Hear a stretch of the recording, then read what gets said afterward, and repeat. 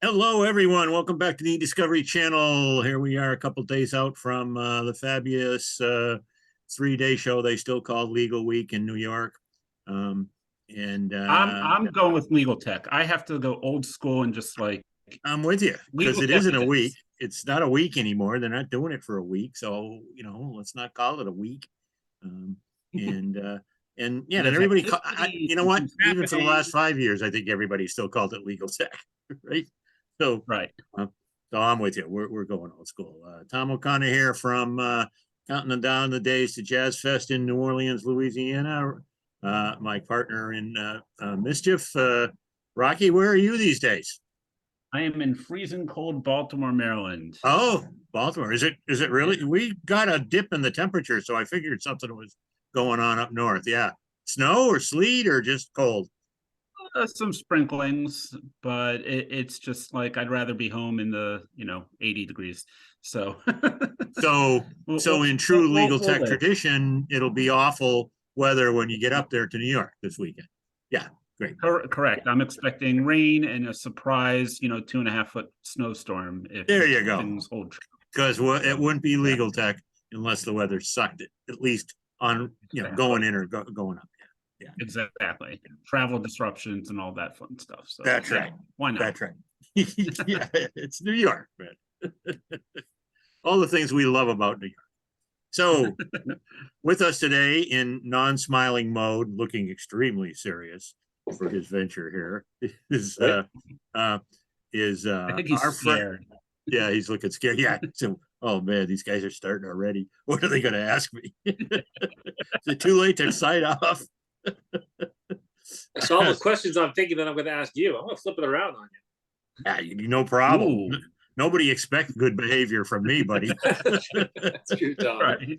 that ship that ship left the dock years ago. Long time ago. Yep. Long, long time ago. And sank out there in the middle of the Atlantic someplace. So our good friend, well, my good friend and Rocky's good brother, Shimmy Messing is here with us. Shimmy currently one of the co-founders, along with I can't forget who the other guy who started that company with you, somebody you knew for It's not important. yeah. Yeah. Yeah. Altorney Exactly. is the name of the current venture, but Yep. Jimmy and I knew each other in the business for years. And in fact, you were the I don't know if I ever told you this. You were really the main reason I joined Advanced Discovery when I was told that they had bought your company, Responsive, and you were on board because I figured, wow, another smart guy. Woo, woo, woo. Let's work together. Yeah, that was a Yeah, fun. That was a fun couple of years we had there. that was a fun couple of years. Yeah, until the Borg took over, but that's a different story. We'll get to that story, I'm sure. Yeah, All yeah, right, don't fine. jump ahead. Don't Yeah, jump yeah, ahead. yeah. You got to stick with the chronology here. So speaking of which, and Shimmy, lifelong Baltimore resident, which I of course love, my third favorite city in the country. And well, no, seriously, I love New Orleans and I love San Diego, and right next is Baltimore. Every time I go to DC, which is not so much anymore, but if I get to go to DC for something, I try to go up and spend a couple days in Baltimore and Yeah. Come up to relive the Hopkins. old. That's I'm right. sorry. Come see Hopkins, have a crab cake. Yeah. All the See things what you're supposed to do in Baltimore. there's Yep. rumor going around that they're going to change the name of Johns Hopkins to the Bloomberg School of International Everything. He's building Really? another building on campus now. Oh yeah, yeah. He's been donating all his pocket change to put up structures there for a couple of years now. And last time Right. I was there last year, he had some new building going up on 33rd Street between the campus and the park, just south of the campus there. So I don't even know what it is, just something that says It doesn't Bloomberg. sound right. No, it doesn't. Bloomberg School, The Bloomberg Hospital. No, not here, Yeah. not Baltimore. No, No, it's just not going to fly, right? Listen, change. it's just I gotta forget be. what's his first name. Do you know his first Michael? name? Michael. So maybe if he changed his first name to Michaels, and it could be the Michaels Bloomberg College, then maybe we give him a shot at it. We'll take it up for a vote. Still, Nah. still not Baltimore enough. Yeah, Nope. No. he really isn't Baltimore enough, is he? Yeah. All right. Okay. Fair enough.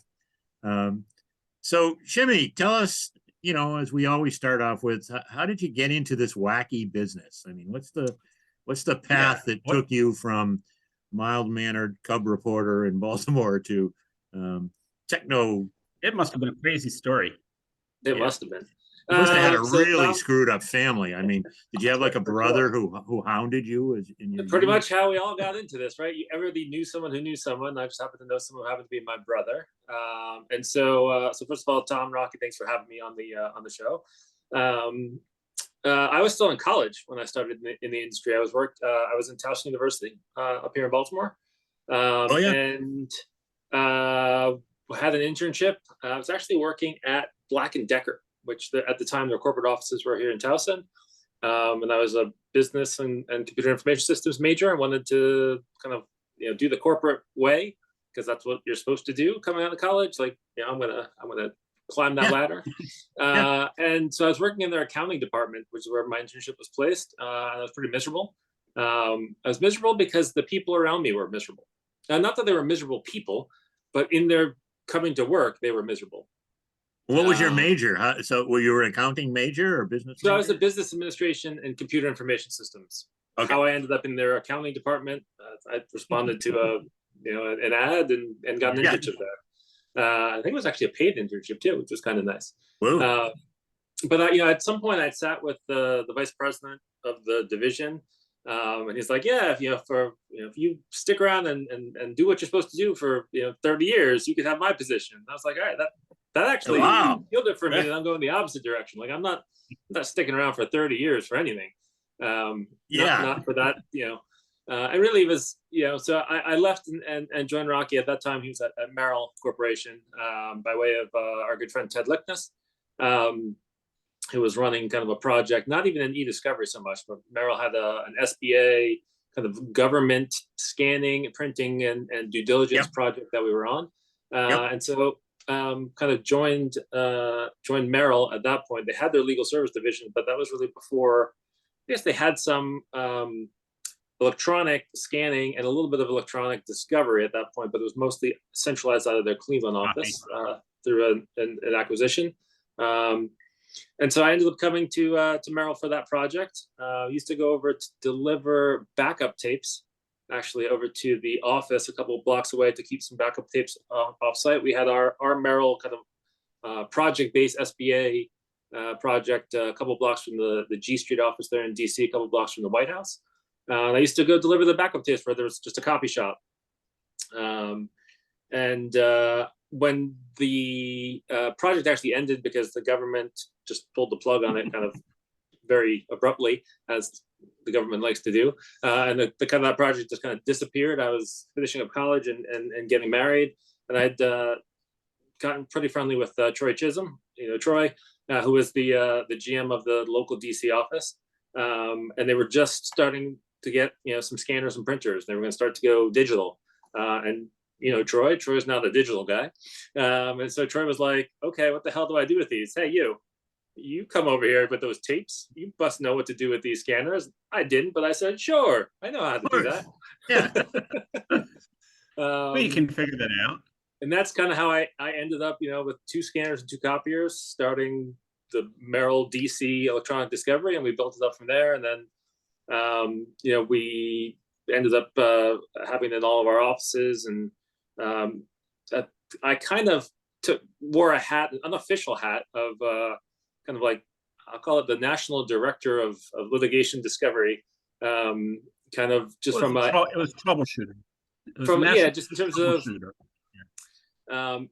all these other guys and all these other offices kind of had we're all trying to figure it out, and we had it first along with our counterparts in New York, Oleg and Victor and those guys, and Tim Garner, but they were actually all using at that point the zPrint suite. We were all on the DocuLux suite, so all the offices got DocuLux, and so I was kind of in charge of making sure, self-appointed, I guess, making sure we were all standardizing and doing things the same way, because everyone was kind of struggling in how to make it work in all these offices across the country. And so ended up just kind of taking on that hat, and we did well in DC, and Merrill as a whole was doing pretty well. As a result, we ended up switching to the zPrint and suite from DocuLux in the mid 2000s. which was a good switch. And from there, just kind of built up a name for ourselves in the DC market and a little bit nationally through the auspices of Merrill. Were you there when they acquired LextraNet? So that was at the very end. That's actually one of the things that was like, maybe it's time to go. To be honest, yeah, and obviously in this industry we see these things happen a lot. When I got to Merrill in the early 2000s, it was very much like an entrepreneurial spirit, kind of this growing company. Hey, go out and make a lot of money, keep clients happy, make it happen. And about halfway through, there was some kind of on the national end, there were some projects that didn't go so well, and these really big projects that had nothing to do with us. But people were starting to get a little wary of Merrill as a whole. And so we used to locally just be like, okay, you know what? That's Merrill National, but us little guys here in DC, we're just the local guys you know and love. And really towards the end, it just became like, I'm sorry that we're Merrill. Really what it was, we had some potential clients that basically said, hey, we'd love to use you, but if my boss gets an invoice across their desk from Merrill, they're not going to pay it. And so we're like, all right, if that's the reputation that the company has kind of gotten, it's that we can't do business with people because of the name. It's the opposite of what we're trying to go for here. It was time to go. And what year was that? So we started our exit in the summer of 2006, and then March 1st, 2007, February 20, the last week of February, we all quit and moved over to Merrill. Move over from Merrill in a block away from G Street to F Street. I don't go far. And then we started Responsive March 1st, 2007. Was it pretty much the same, your team, or was that crew of guys? So yes, the company was me and Troy, and then Jeff DeVal and Keegan Meacham. We all had kind of our roles. I was on the electronic side, figuring out that. Troy had the kind of operations on the copy side. Jeff had more of the project management and more an HR hat, and then Keegan was our head of sales. And at that point, our only salesperson. And the four of us, went out and started our little business, hung our shingle. Lots of luck early on. Clients were super good to us. A lot of clients kind of knew we kind of prepped, maybe, hey, we're going to leave. Are you okay? Would you still do business with us?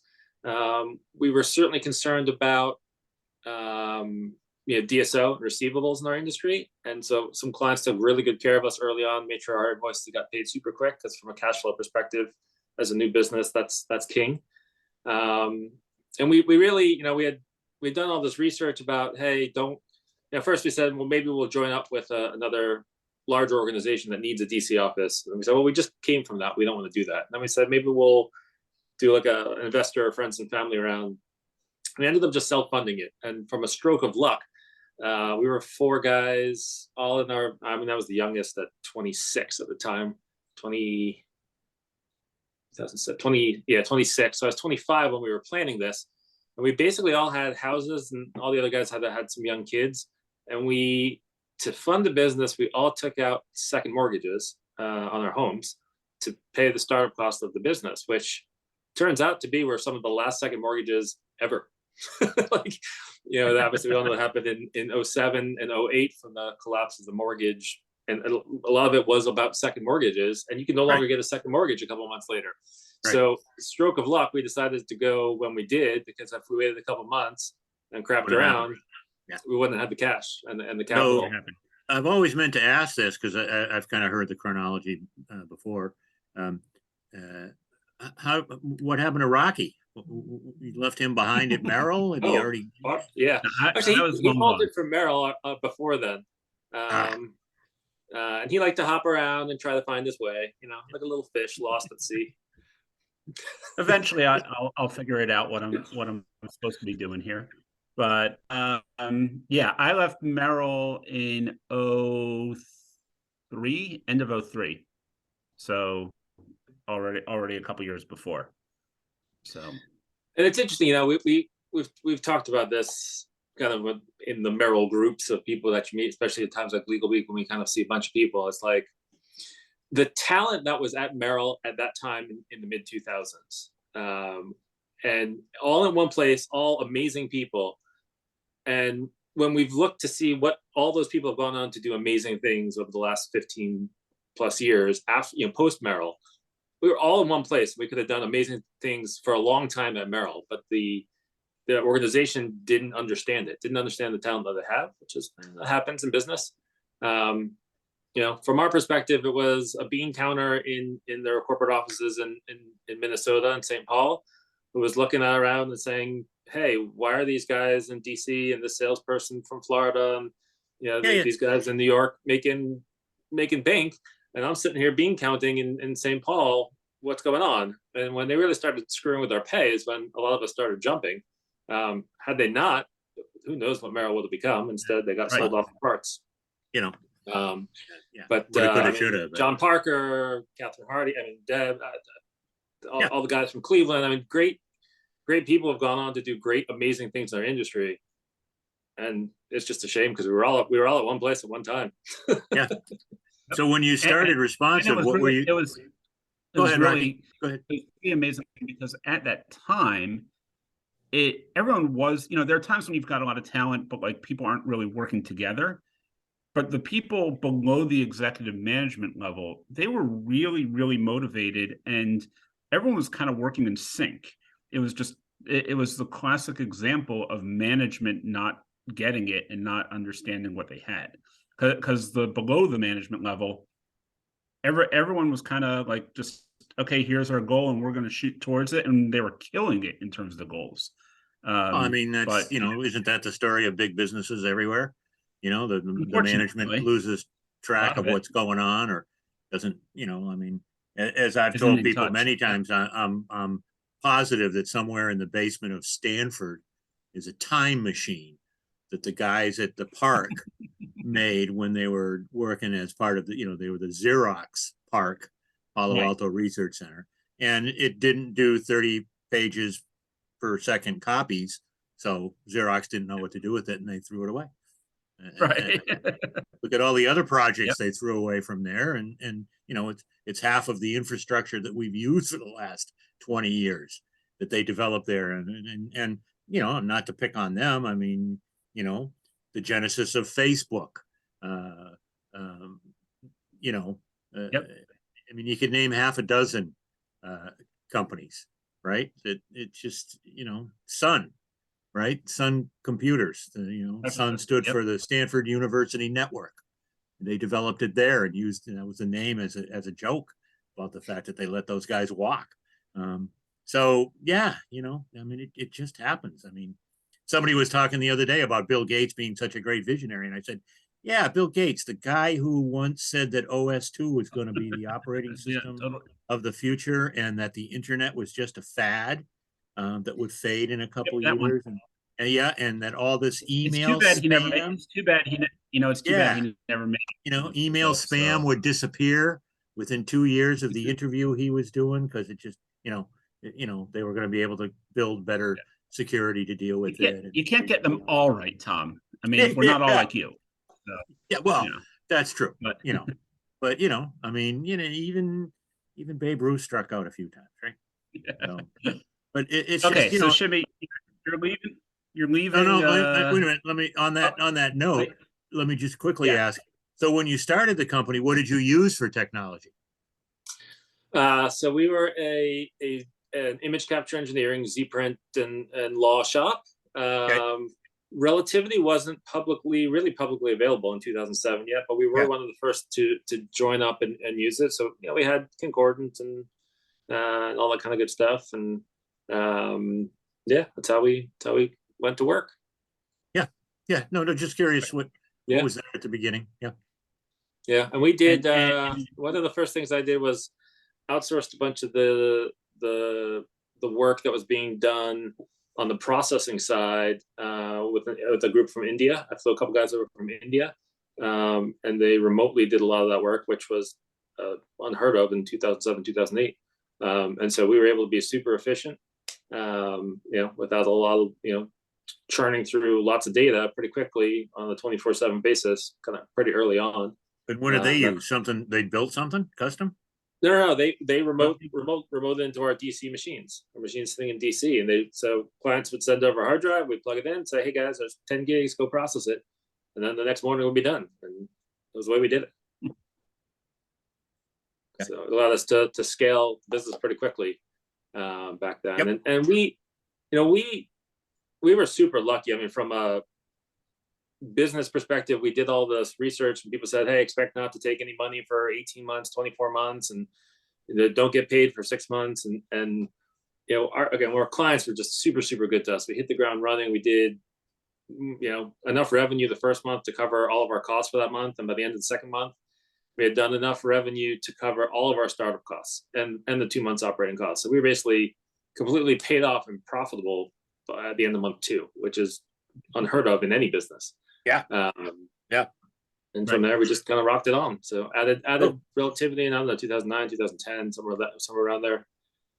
Just kept adding people and, additional products and service lines until it was time to sell it in 2014. So Rachi, I'm sorry, I interrupted you there. Yeah. So let's jump to that time period of the sale. So through a little bit, about what the thought process was amongst the 4 of you as you've got this business, you're highly profitable, you've got a great name, great reputation, you're making the name known within the industry. You're doing some really cool stuff technology wise in terms of some of the things that you guys were doing with Relativity that no one else was doing, and a lot of the early automation, and which maybe you'll talk a little bit about that. But so talk a little bit about that, and then kind of what the thought process was in terms of the exit strategy and how you were moving out and decided to go down that road. Yeah, I mean, a lot of the stuff that we were doing then was not being done really anywhere else. It was people. I don't think even people were even thinking about some of the stuff we were doing. And probably because it was illegal, right? I mean, some of it, maybe unethical. I don't know about illegal. So we were, when we were having a ton of fun, we were growing the business, we were scaling, but we weren't, adding a ton of people and a ton of overhead. So, which was good for the profitability of the business. We had, handled some of the largest cases that were known at the time, and it was super fun. We were having a lot of fun, and we were pretty selective in the people that we hired because we wanted to be efficient. They were great people. A lot of them, Tom, and obviously our kind of our spearhead on that side was Susan Stone, who's now gone on to do some great things post my world with her at Responsive.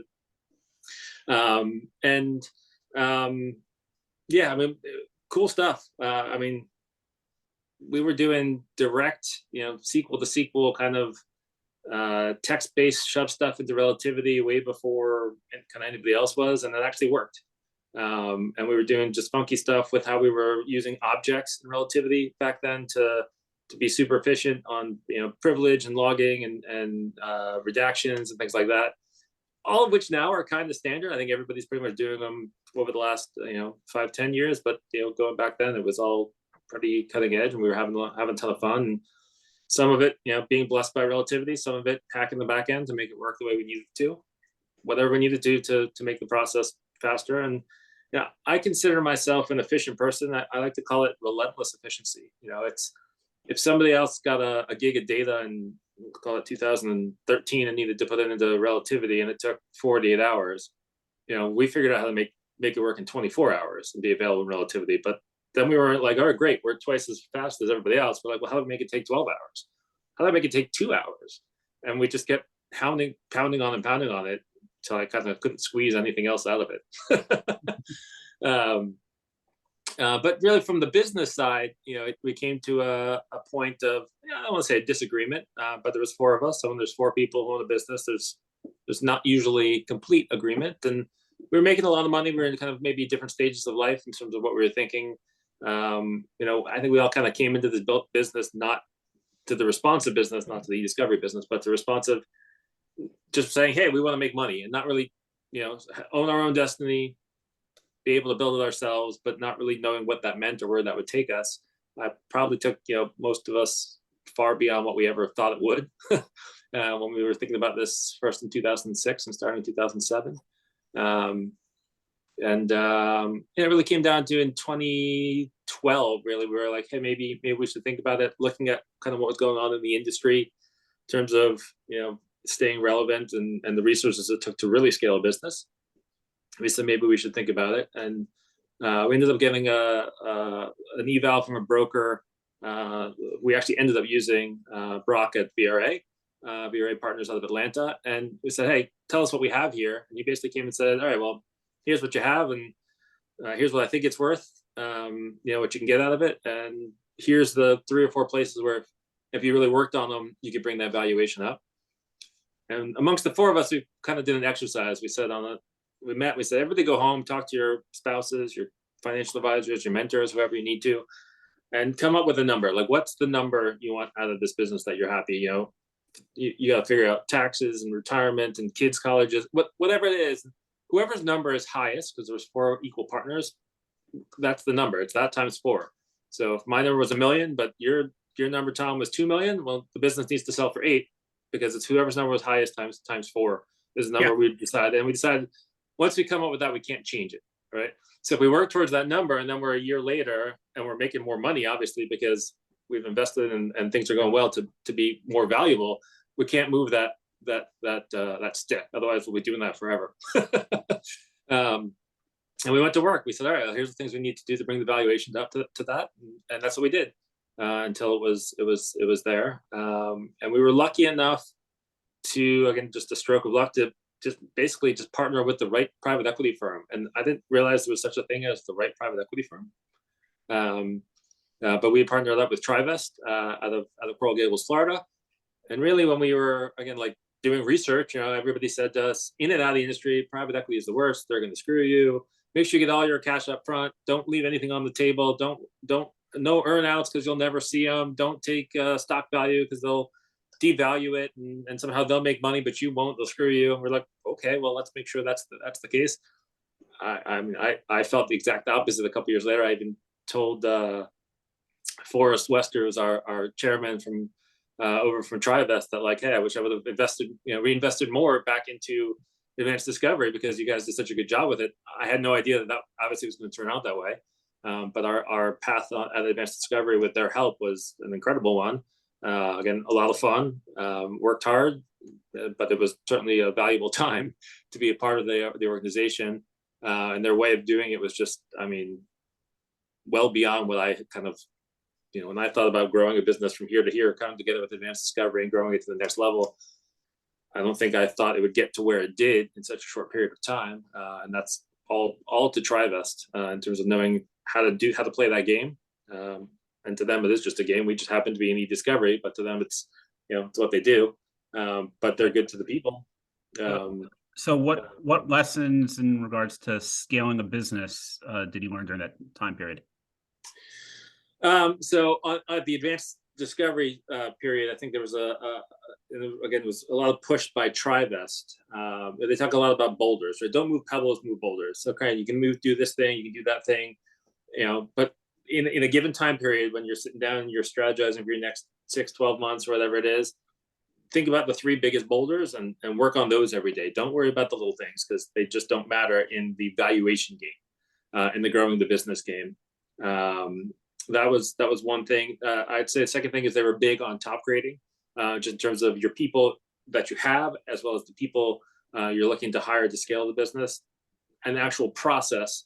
There's a book that they had us all read about the top grading process, and that was super useful, just in a way we hadn't kind of thought, because when you're growing the business as a small business owner, it's holy shit. What can I say that on this podcast?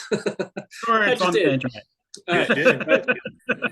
Hey, we got 3 more clients. We need 5 more people. Hey, you know how to do this? All right, go figure out that client, right? Instead of finding the right people and taking your time. And so that was the second thing I think I'd say. And the third thing, was just having capital, right? So you're interviewing a salesperson, and you're like, if it's my business, I'm like, I'm going to pay the salesperson how much? And they're not going to bring me any business for how long, right? And to Trivest was like, why are we even talking about this? Hire 3 of them, and let's see what happens. which was certainly fun from a growing a business perspective and not having the financial burden and decision making amongst us smaller business partners to say, hey, do we take a check next month or do we hire this guy, right? Like, or this great woman who's supposed to be the best in the city, or do we open this other office or expand across the pond or whatever it might be. All those things were just easy to do with their help. So those are, I think, the three key takeaways that I'd say, for anybody thinking about doing a deal, align yourself with the right partner, which again, it's hard to know, but I'll just give you TriVest number and you can just see if they're interested. Right. Yeah, but those are the couple of things I'd say were that I learned, and that I think the rest of us that were on the executive team there, we had a lot of fun with it. I mean, we were kind of learning as we went, but we had great mentors in the TriVest team, and certainly worked out in the end. Right. So, okay, you're building up advanced discovery. You see that it's that you're gonna be going ahead and having the acquisition, and you decide that it's time to take a little time off. I do. And yeah, walk us through the next couple of years until we get to Altorney. Sure. Kind of what happened there. So going back to actually the start of Responsive. So I started Responsive March 1st, 2007. An easy day for me to remember. It was my 26th birthday. I also at the time had my first child, who was 6 weeks old. So not the best time to be starting a business for most people.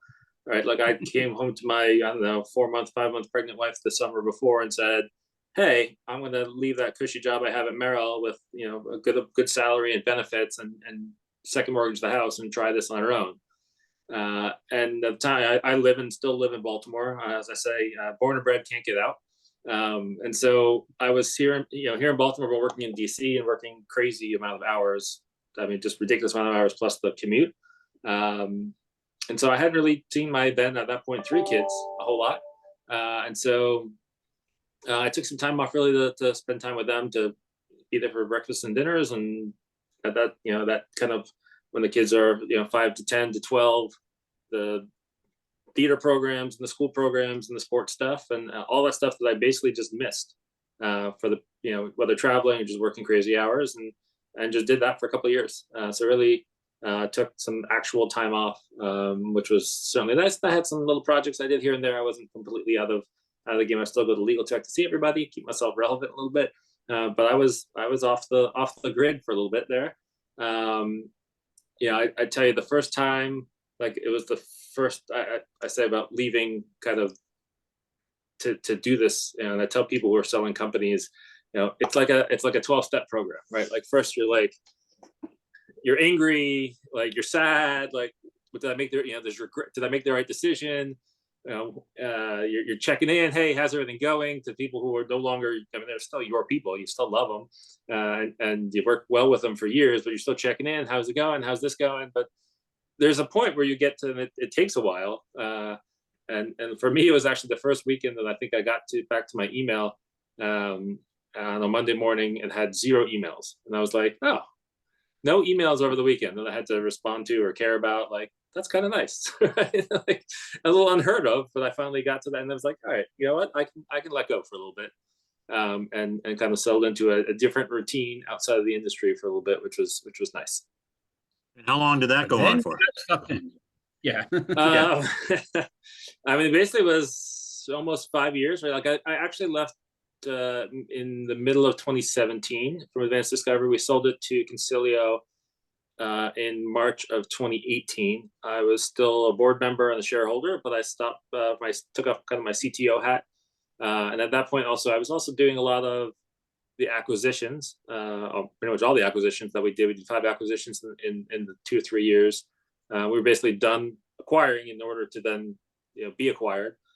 So I took that hat off, and from mid 2017 till we started Altorney in the beginning of 2022, about a year ago. So what's that? 4 or 5 years. It was longer than I expected. That's for sure. When it happened, I don't know if COVID played into that or whatever, but when I got out of it, I thought probably, hey, 6 months, right? Make sure no one's worried about my non-compete, maybe a little bit longer, and then get back into it. And I kind of just settled into a nice other rhythm for a while. Right.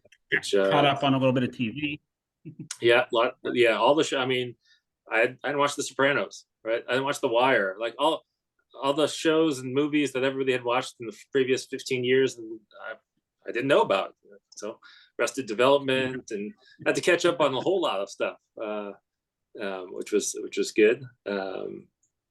And did a little travel, things like that, and then brings us to the kind of the present post-COVID time of getting back into it with Altorney. So let's talk about that. Yeah. So first of all, what triggered the decision to say, okay, let's go, I'm ready to get back in? Sure. So I've always said there's 3 reasons I would go back to kind of work full-time or crazy hours, whatever it is, but like get back into something. And that is the right financial incentive, which for me is different than it was 15 years ago, certainly. The right people, or the right mission. And actually for a while in 2018 or so, I actually looked around for maybe some nonprofit work. Like, is there something I could, from because at the end of the day, when I look back at my 15 years of responsive and Merrill and advanced discovery, like, there's a lot of good. I made a lot of money. I've given to charities, and I've done a lot of good with my money. I've hired lots of people and put them to work, and they've been able to do great things for themselves and their families. I've worked on some fantastic pro bono projects, right? Tom, we worked on one in the late 2000s, right? Really meaningful stuff. But that wasn't, when I kind of thought about it, it was like, what's my mandate every day when I get to work, right? It's how do I save large multinational, international companies millions of dollars off their legal bills? Not a whole lot to feel good about from a social good perspective. And so I looked around to see if there's something there I could do. And so that was one of my mandates, is can I find something that can do some good, whatever that means. And I think with Altorney, I think I found a mix of all 3. So I'm hoping the financial incentive is there. We'll see. See how clients can be as good to us at Altorney as they were. What is Altorney? Let's start there. All right. So Altorney is a marketplace currently for doc reviewers who plan to go to other legal talent in the future. But currently it's, hey, I need a doc reviewer. I need a team of 5, 10, 50, whatever people is. And can I we are a marketplace that brings together the folks who are looking for those services and the folks that need it, which today is a lot of either their own recruiting or going through recruiters or service providers. There's a large amount of overhead. We believe that with kind of automation and technology, we can bring that overall cost down. And what that means is hopefully that by kind of slimming the costs of it, we can give a little bit back to clients and cost savings, but more importantly, a little bit more back to the attorneys to bring their pay up, which unfortunately it seems like over the past couple of years has been kind of squashed down even further lower for whatever economic reasons that might be in the industry. Folks that were making, let's say $30 an hour 5 years ago might be down to $26 an hour. They're going the wrong direction. So how do we fix that? How do we do that? I think by taking out a lot of the cost in the process, we can give back a little bit to everybody as we go along. And so to my next kind of point, that's a little bit of the good that we're trying to do is raise the pay for thousands of people that are doing this work, and part of really what's turned out just to be a gig economy as we know it for the last many years from lots of other industries. We have our own branch of that here in legal, and so how can we make the folks who are doing that type of work make their lives better? How can we make them easier to find work? How can we make it hopefully that they can make a little bit more money, have a little bit more control, and a little bit more transparency of what's going on in the process of finding these projects, staying on these projects, and hopefully, letting them be successful in their work. And has that worked? Have you been able to do that? It has, yeah. We've got folks who come onto the platform and they sign up and they can find the project, and yeah, they're making a little bit more than they were before. They tell us, and they say it's super easy to use, and they have more transparency into everything from how many people have applied to this project. So do I feel like I'm really going to get it? Versus, and when's it going to actually end? And then they know where to go for their next one. So it's been working pretty well that way. Good. Yeah. And good traction from the providers, the people who want the reviewers.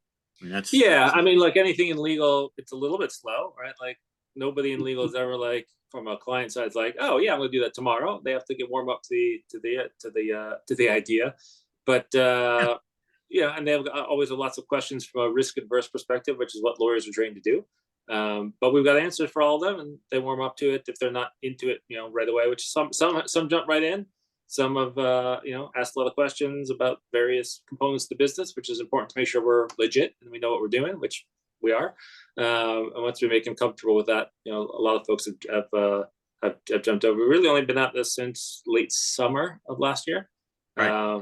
So 6-7 months ish. So still a startup. But from my perspective, it seemed like it took off fairly quickly, at least in terms of interest and activity.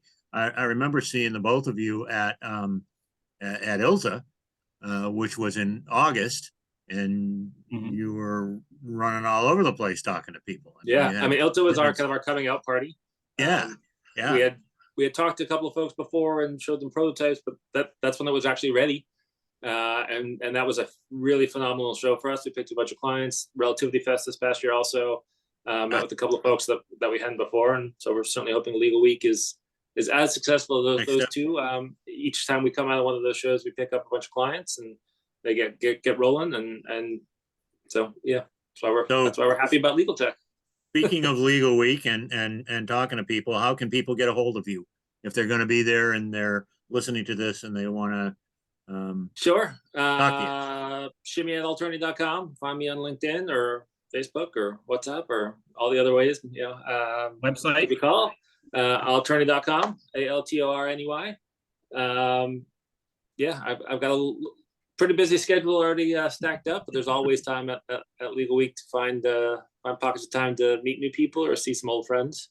And will you be there for the whole show or the couple of days? So I go up Tuesday morning and come back Thursday night. I can't do more than 2 nights in New York anymore. Yeah. No, well, I mean, we would have done more nights, but unfortunately, you're not going to be there to smoke cigars with us. So that's right. I just can't justify the expenditure. Business. And that's why we're only going for 2 nights too. It's expensive to go up and come back. And, it's expensive to go there, and COVID knocked my business. I'm doing the rope-a-dope, trying to come back, and quite frankly, not many of those New York City, Midtown Manhattan big firms are going to hire me or ever have hired me. They take one look at me and run away screaming and yelling, and I don't get it, but there you go. So it's the ponytail. It's the ponytail. So it's the ponytail. It's the beard. It's the scowl. I don't know. It's the grumpy coffee mug. I don't know what it is. It's the take your pick. Well, and they haven't even seen you on your bike yet. So oh no, they never even seen me on a motorcycle. That's what I should really kill my business and post a video of me riding my motorcycle around, giving people. I think you should. I think you should just ride it through the Hilton. Just ride through the lobby. But for me, for Legal Week, for me, in the first early years, I've been going now for almost probably 20 years. It was all about the technology for me early on. What can I find? What can I go and see? And I think those of us who've been in this long enough now know that we don't expect to see anything, right? It was a couple of years where there was just like, hey, did you see that? Go over to that booth. That was pretty cool. And now it's about biz dev. I think I can safely say and there's nothing wrong with that. It's a great place to develop biz. There's a ton of people. They still get good attendance, and it's in the hub of a lot of legal activity. So it's the granddaddy of them all. Unfortunately, for me, it's really the business development is great, but it's also just about seeing the people, right? Like, having a cigar with you, and Rachi and I have a group of half dozen people that we've done dinner with every night, every year. We even did it on the COVID year. We did it on Zoom. because we always did dinner on the second night of legal tech. So that kind of stuff is what. Although that year kind of sucked just because we had to cook our own steaks. So that was a rough year. So but I got to choose the wine instead of Barshany, so I was happy. There you go. There you go. No, I'll miss being there for those very reasons, but maybe I'll get a motorcycle for ILTA this year. Rent one and ride through the lobby of Disneyland. There's a visual. Right? That would be fun. That would be fun. So, Minnie, with your grumpy mug in Disneyland. Exactly. Okay, so before we wrap up with a couple of questions, anything else you want to tell us in terms of Altorney from a technology standpoint, from some of the things you've got planned, anything, what's coming? What's going to change or change the industry? I got this, like I said, I want to, industry change is always like, how can I be more efficient than everybody else? But not just to be more efficient, but to actually create something of value to people. And that's what I've done kind of all my career. And so that's what we're doing with Altorney. So we've already perfected like kind of the process of recruiting attorneys from a doc review kind of gig perspective on demand. And we really turned our sights onto the management side of how can we make that management of the what makes a good attorney, how can we score folks properly and fairly in a transparent way in terms of their overturns, their QC rates, and their speeds, and how can we do that really in a fair way that then that there's value to both sides. Both sides, meaning the clients can come and say, I want to make sure I'm getting the best attorney, and the attorneys can say, hey, if this is a really complicated project and you need someone who's really fantastic, I want to make a little bit more. And so that's where we're going with some of the things, to be able to say, I want to, and my utopian of kind of all of this is that we no longer have to define how many people we need for a doc review project, right? So instead of coming saying, I need 10 people for a week to do these 10,000 documents, you should be able just to come to Altorney, and that's where we're going towards in the future, and just say, I have a pool of documents that need to be reviewed. And if we can do everything from the review management to the to the finding of the people, to the training of them, or making sure they have the correct specs, making sure they have the communication paths to ask the correct questions and find questions that have been asked before, to be able to just get in and really do an efficient review. It doesn't matter, in my opinion, it shouldn't matter to a client whether it's one person reviewing all 10,000 or it's 100 people just reviewing 100 documents. I'm going to see how my math is today. But they just need to get it done. Especially now with relativity kind of changing some of the user. That was always the big complaint is, we have to pay for user fees. Well, user fees hopefully shouldn't matter in the future. And even if they do, that we can create such efficiency, they just knock through any amount of review in a manner that's super efficient. And we think that from that perspective, right, this isn't about scaring the attorneys of like, hey, we're tracking you. It's like, no, we're creating the value for you to be able to prove yourself that you deserve better. Let yourself show and that you can excel at this, and have the flexibility to do it, when you want. And I think all these, we've heard from the attorneys that are using it on the doc review side, just how easy it is and how they just appreciate, right, the knowledge of knowing everything about what's going on and not sitting at, especially because we're in a remote world today, not just being like, well, I don't know, is this project ending? They said it might be going for a week, but where are they? They halfway through, or they? Right. So just having all that insight into everything we know, they know, and just not being afraid to know all that information and have it valuable to them, I think is reassuring. Oh, I think more than reassuring. I really think it's essential to project management. You need to know where your reviewers are and what's going on. It's just key. It's absolutely key. Yep. Cool. Okay, so we've got a couple of quick questions to ask you and get your thoughts on, and then are we rapid firing or rapid firing? Rapid fire as much as we get rapid, Yeah, exactly. One of us are speed demons here. Fair enough. Right. Okay. So let's start with, what's your favorite book? My favorite book. I don't read a lot. So I don't know that I can say that I have a favorite book. When I read books, I like to read. I read books about people, and comedy. Like that's what I don't read a lot of novels. I don't read a lot of comedy, nonfiction. Yeah, if I'm going to read, I want to laugh. So you read political biographies, is what you're saying? Yes. Okay, fair enough. What's the last good book you read? Yeah, books. If Amy Poehler writes a book, Colin Jost.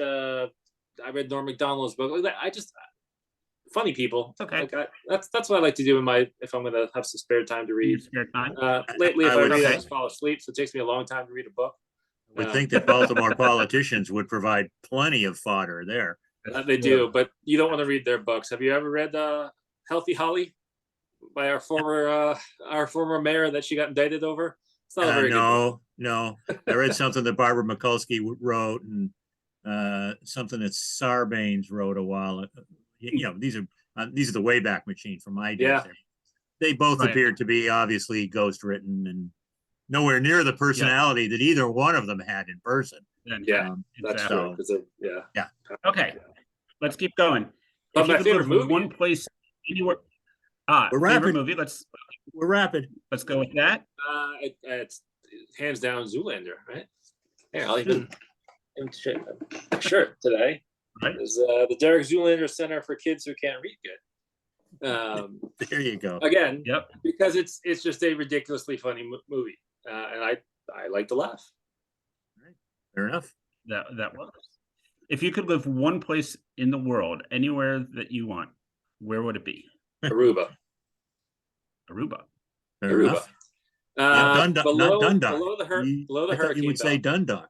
Come on. Essex. And I thought your favorite movie was going to be Diner. Jeez. Right. It's below the kind of the tornado and hurricane belts. So 80 degrees and sunny kind of all the time. Super happy people, beautiful beaches. But then also, if you need to get back to the States, you're not halfway around the world. You're close. A couple hours away. Yeah. Aruba. Nice. Yep. Okay, two more. If you could learn one professional skill that you do not have today, what would it be?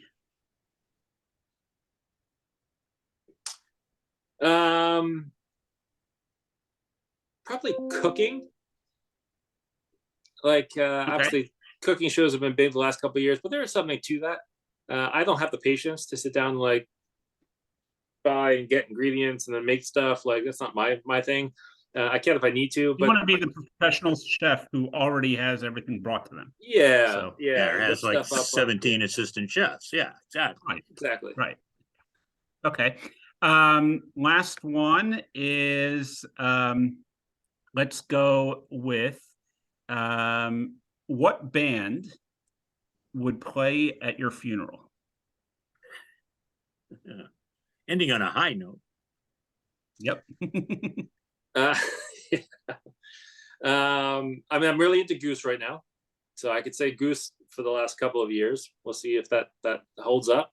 If it was a past band, it would be the Dead. Or if it's a band that I've kind of watched my entire life, it would be Metallica. That would be fun.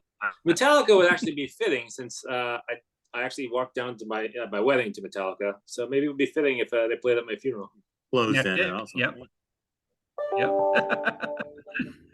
Okay, Mr. O'Connor, it is all yours to take us out. So I have one rapid fire question continuing the musical theme. Beatles or Stones? Beatles. All right. I'm done. I have nothing more for this guy. Tom's out. He's clearly ill-equipped to answer any knowledge. I've corrupted him. You're right. I expected nothing less. I'm taking my kids. We're going to visit Rachi and his family for Passover this year for spring break. We are stopping in England, and we do have a Liverpool trip planned so that the kids. Oh, nice! To That'd the be great. That would be awesome. Yeah. So, are you going to be in London? So we're in London for 5 days, and we'll do a day trip over to London. All right, so you got to get a picture of the family crossing Abbey Road. Of course, that's on the. Come on. That's on the agenda. Excellent. Okay, so last question, when we ask this of everybody, if you could spend a day with anybody from our profession, and they can be living or dead, and the definition of profession has been extended to include people as broad as, I think, Socrates, Abraham Lincoln, and I can't remember if we've had a baseball player, but we probably have. But it's a pretty broad definition of profession. Yeah. Well, you know, a bunch of baseball managers. They had an agent. Well, and no. the agent was a lawyer. Some of them have law degrees. Tony La Russa is the most famous example. True. Tony La Russa is actually a lawyer. Earl Weaver, of course, was not, but he still would have been much more fun to talk to. He's a great orator. He was an orator, and he can argue. And he certainly could argue. Yes. So who would that person be that you'd spend that day with, and what would you do with them? Doesn't have to be processing data or parsing out a database. You know, what Sure. task? So that's a pretty easy one for me. For me, it's PY. It's Patrick Young. Patrick, a good friend of mine, passed away in 2015.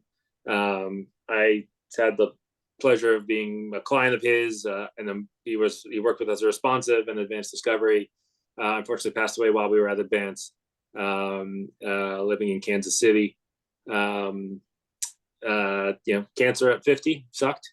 And I'd probably do the same thing I did the last time I saw him, which is just a couple weeks before he died. I happened to be in Kansas City because Advanced Discovery had a bunch of stuff up there, data centers, and a bunch of the people were in Kansas City. And Patrick was on a leave of absence from the company, kind of not knowing what was going to be, and just went over to his house, and we just drank a lot of vodka and smoked a lot of weed for a couple hours. There you go.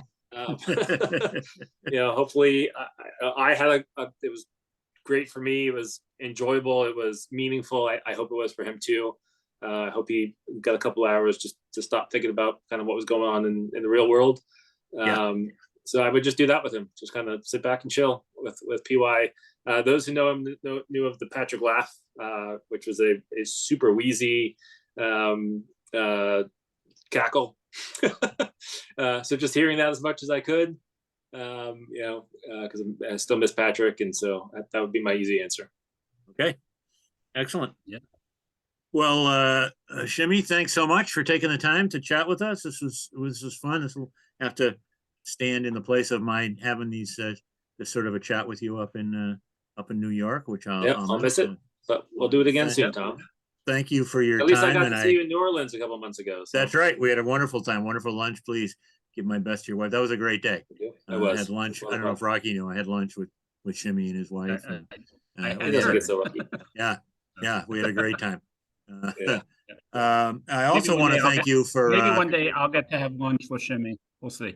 Yeah, there you go. So there you go. Okay. But I also want to thank you for spending an hour and a half with us and not once mentioning AI, which has really made my day to have an e-discovery discussion with no mention of the latest buzzword that my pleasure that I particularly hate. So thanks so much. Remember, everybody who's listening, Shimmy and Rocky are in New York at the very moment that you are probably listening to this. Tracking out what hotel are you staying at? You got the are you at the Warwick? We are at Hilton. The Hilton, not the main Hilton. We're like 2 blocks over. Oh yeah, I know what you mean. Yeah, but that's all right. If it was the Warwick, I was going to tell people to, go knock on your door, but track them down. We'll probably, chances are we'll be hanging out in the Sheraton most of the time, in the lobby. There you go. So yeah. So please, if you're listening to this and want to talk to him, or intrigued by anything Shimmy had to say, look him up, track him down, send him an email, get a hold of him. It won't be a waste of time, especially, they will be buying cigars for any really good prospective clients. So that's right. Happy to. Yeah. You have to get 2 from them though and send me 1. So. Deal. Yes, absolutely. All right. So the tax. Jimmy, thanks so much. Appreciate it, Tom. Always great talking to you. Thank you. And thanks. Folks, I won't see you in New York, but I'll see you somewhere down the road and or next time on the eDiscovery channel. Thanks so much.